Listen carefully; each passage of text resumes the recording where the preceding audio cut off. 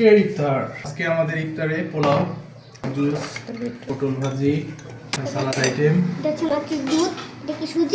এখানে আছে chicken curry, ভাত ভাজি, টোটাল বুফে সিস্টেম।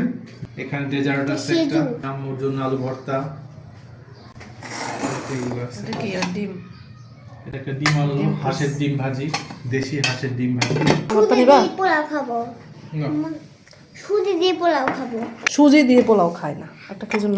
এই জুসটা খেতে আমাদের একদমই ভালো লাগে না, তারপরেও 2-1 দিন পর পর একটু করে খাওয়ার ট্রাই করি, কারণ এটা খুব হেলদি একটা জুস। আর হচ্ছে ইফতারের শুরুতেই খাওয়ার চেষ্টা করি, কারণ হচ্ছে খালি পেটে এই জুসটা বেশি কাজে আসে।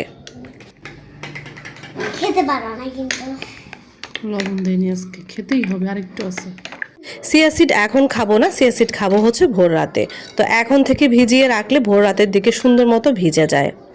ইফতার সাজিয়ে নিয়ে বসে আছি, এখনও আজান পড়েনি, আজানের জন্য অপেক্ষা করছি।